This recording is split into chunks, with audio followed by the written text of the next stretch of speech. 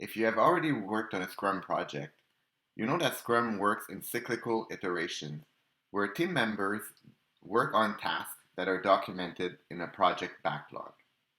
But what happens if you have been assigned to a new project, or the project that you've been assigned to doesn't already have a project backlog? How do you get started? Hello, I'm Martin, and today I'm going to share with you how to successfully kickstart your Agile project. If this is your first Agile project, I recommend you watch some of my other videos and maybe get familiar with the fundamentals of Agile and Scrum in order to fully appreciate the suggestions I make in this video.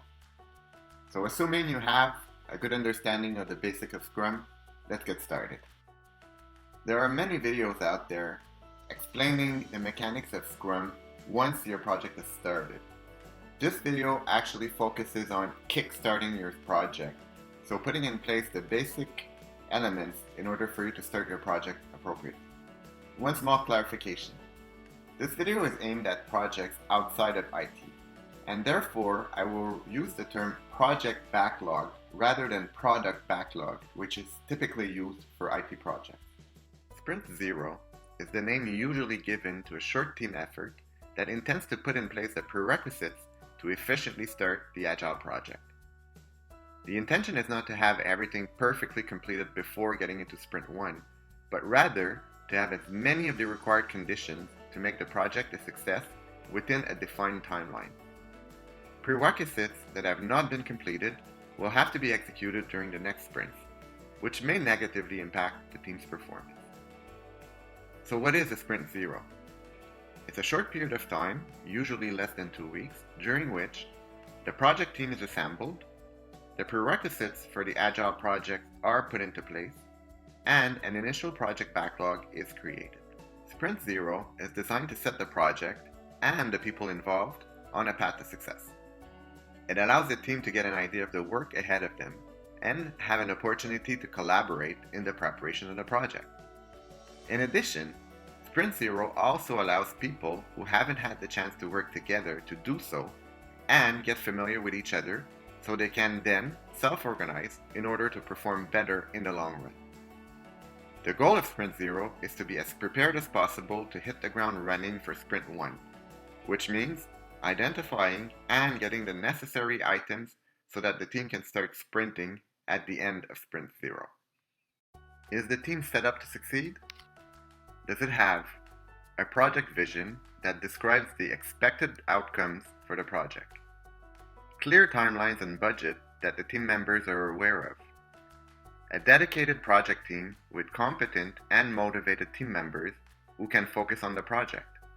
And active support from a sponsor who will quickly address the issues the team is facing.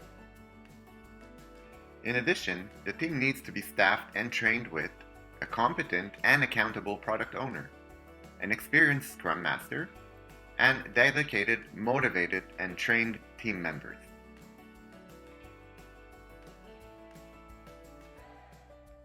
The sandbox also deserves attention as it is a critical component of a highly performing team. I only provide high-level items here, but I suggest you watch the video that defines a solid sandbox for your team. Rather than not knowing what to do, Sprint Zero allows the creation of a backlog that will give visibility to the various activities needed to be completed in order for the project to be successful. Hence, once people know what is expected of them, they can be more autonomous in completing their activities supporting the project. The project backlog serves to document everything that needs to be done in order to complete your project. In Agile, a project backlog is essentially a list of items that are on deck for the project team. It's a to-do list of items that need to be completed in order to successfully complete the project. Let's see how to build your initial project backlog. Now, one small note. Because this video is intended for people outside IT departments, we will use a non-IT project as an example. Your situation is likely different from the example that we will use in this video. Therefore, I will make it simple enough for you to get the gist of what is expected. One quick note on the role of the product owner. As a product owner, do not fall into the trap of thinking that once your project backlog is created, your job is done. The product owner is responsible for the project backlog and should be regularly reviewing it, maintaining it, and ensuring that backlog items are well defined and prioritized. As the product owner, you basically have two options to start creating your initial project backlog. You can either meet individually with the various stakeholders to gather their requirements and their idea for the project, or you can organize a group workshop involving all the people that might have information in order to start documenting all the project activities.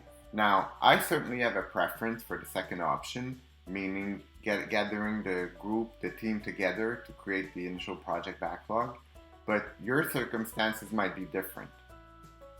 Either way, you want to get people involved in creating the initial activities required to complete your project in order to have as much visibility as possible and to cover as many activities as required to get a good overview of what your project entails.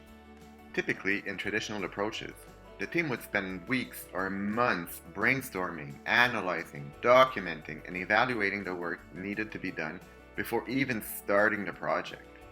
With Agile, the discovery process is part of the project. No need to come up with a complete list of everything that the team might have to do, and then realize later on that half the list isn't required anymore, and that as many new items that weren't originally thought of now need to be completed. So let's assume your project is to open a new restaurant. You gathered your business partners for a workshop and asked them, what are the activities required for us to open our new restaurant? You ask people to share their ideas and requirements for the project. You may want to ask them to write them on post-it notes. At this point, you're not judging the ideas and requirements, you're simply taking them down to populate your initial backlog. Depending on the size and complexity of your project, you may spend anywhere from an hour to a half day on this initial phase. And don't worry, if you weren't able to cover everything during the workshop, you'll get a chance to add items to the backlog later on. Once your brainstorming session is completed, you can notice a few things. 1. Some of the activities can be grouped together. Activities that can be logically grouped together to create a work stream or a sub-project are called epics. And 2. Some of these activities need to happen before others. Sequencing the epics in time is referred to as a roadmap. For example, although a marketing campaign will be useful for the success of your restaurant, it is a small project that will take place later on, once the other activities are completed. The same can be said for staffing activities. You will certainly need to hire people, but that small project doesn't need to happen until you have completed some of the preliminary activities, such as designing your restaurant layout and defining your menu. Next thing we need to do is estimate the various activities. At this point, we are not trying to be precise, but simply to get an idea of how large the project actually is. The approach I like to use is what's called t-shirt sizing, with small, medium, large, and extra large. For the sake of our project, the restaurant opening, we can use some numbers for each of the t-shirt sizes. For example, a small item would require less than 1 day of effort. A medium item would require from 1 to 3 days. A large item would require from 4 to 10 days, and an extra large item would require more than 10 days. Once again, these are high-level estimates. They are not meant to be precise at this point in time, but rather to give a sense of how much efforts are required to complete the project. Ideally, you want the people who are likely to do the work to provide those estimates, rather than their managers or the product owner. We therefore tag every backlog item with our preliminary estimates. Now, we end up with a bunch of post-it notes for which we have estimated efforts. Now, it's time to sequence or prioritize these items. At this point, I recommend inputting all the backlog items into a tool. It could be a simple spreadsheet such as Excel or Google Sheets, or a tool such as Jira or Trello. Remember, The backlog is a living document that's easy to share with team members and can be rearranged however we need.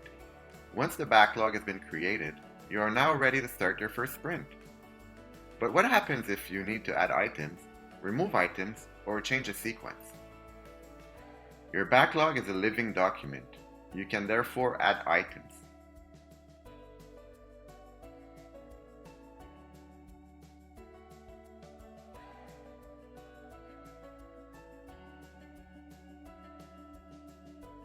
And remove items. And even change priorities as things change. So if you take some time at the beginning of the project to put in place the prerequisites and create your initial backlog, keeping in mind that the project backlog is a living document, you are well on your way to start managing your project in an agile fashion. Good luck.